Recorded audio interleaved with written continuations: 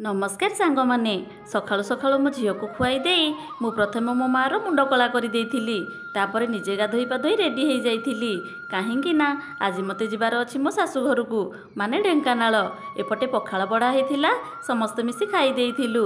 एपटे देखंतु मो झील केमिति समस्त पैसा आदाय करिवारे लागिची। समस्त को बाय बाय कही समस्त को विदाय दे मु बाहरी पड़िली ढेंकानाल। केजाणी कहीं बाप घर को आसला बेले भारी खुशी लगे हेले जेतेबेले शाशु घर कथा उठे सेतेबेले कहीं मनटा पूरा भांगी पड़े जेमिति मो मनटा आज पूरा दुख हो जाइछि। एमिति बहुत कथा भाभी भाभी मु आसी पहुँची गली मो शाशु घरे। घरे पहुँचला परे बाबा आसी ग्रिल खोली देइथिले सबु जिनसपत्र घर को नहीं जाइथिले। एपटे देखंतु हुस्की मते देखिकी केमिति भुकिबारे लागिछि सेतिपई ताकु जाई टिके आउंसी देली। समस्तंकु प्रथमे थंडा देई देइथिली तापर समस्तंकु पई खाइबाकू बाढ़ी देली। खिया पिया सरला परे समस्ते बाहरी पड़िले जिबा पई। बोऊ आ पुओ देखंतु केमिति झियो को टाटा करूछंती। मो बोऊ तो पूरा झियो को देखि कांदी पकाइथिला तापर सेमानकु मु विदा देई देइथिली। रहिली। जय जगन्नाथ।